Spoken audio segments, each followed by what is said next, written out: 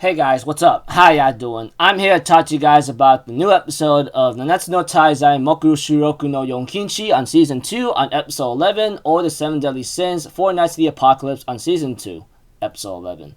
Anyways, this episode right here was really nice, and from what I see and understand, I think what's given to me, next week is going to be the last episode of Season 2 of Nanatsu no Taizai, or Nanatsu no Taizai, the 4 Nights of the Apocalypse Season 2.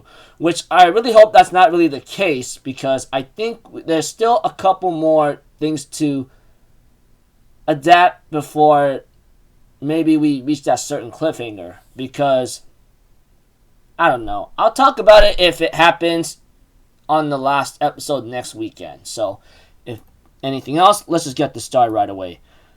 We have to it that Percival is working with his magic power, Zaru Inda, or something like that.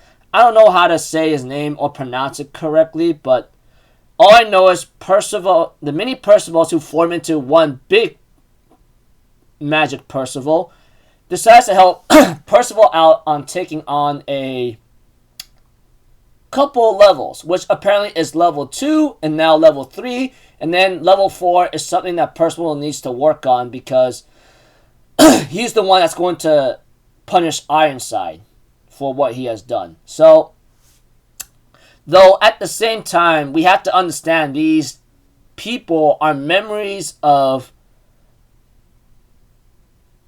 creation that was made by Lancelot from Percival's memories. Well, sorry for making that confusing. These enemies are measured by Percival's experience or imagination, I guess, through Lancelot's transformation and teachings and trainings. So, at most, when level 3 came about of Pelargard, that guy wasn't really going all out at all. So, that just shows that maybe he used half his strength or maybe even lower than that. Either way, when it came to Ironside, we don't really know what the result is for Percival when it came to training against Ironside, but I'm not going to talk about that. I'm not going to talk about that here because it's not revealed until much later. Other than that, when the time skip is involved, we have to it that Percival and his friends ends up having a transportation of Albion, and Lancelot is actually enjoying the heck out of this, and as for the Chaos Knights, they actually snuck on board on top outside, but fortunately for both groups, it is because of Percival's magic power that allows him to go through the miasma, no problem.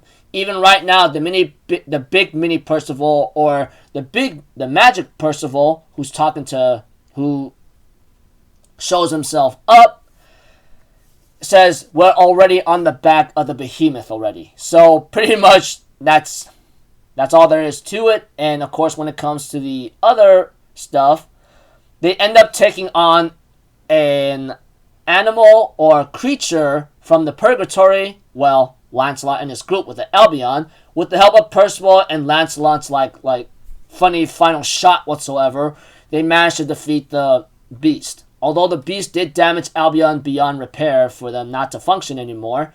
But yeah. Eventually, like I said, it is because of Percival's magic power is what allows them to not be killed or be affected by the negative miasma or negative energy, toxicity, air quality. So we have to it that eventually the four Knights of the Apocalypse with the exception of Gawain, ends up finding the Chaos Knights and gets ready to clash against them. However, with them on the miasma and the toxic air quality of the Behemoth, they're going to die easily. However, Mortlock decides to make a bet and summons the hostages, which is the demons and Gawain.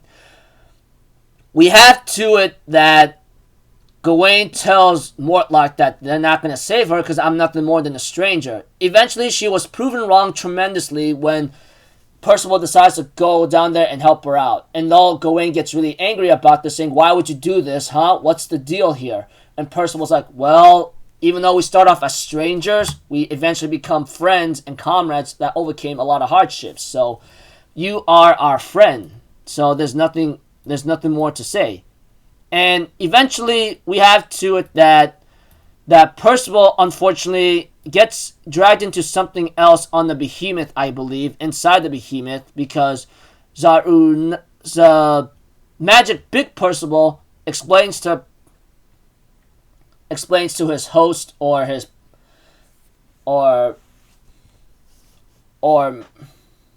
Percival himself, sorry, it's a little confusing, that they are all this Behemoth is actually our brother. He's actually a life given form by a lot of things, and that we start off as with no individuality, but we eventually had one. And it's a little confusing. All I know is the magic Percival, the one that turned big, ends up explaining Percival about a little of what they really are, and the episode ends up with Percival facing or seeing or the life spirits inside the Behemoth. So, yeah.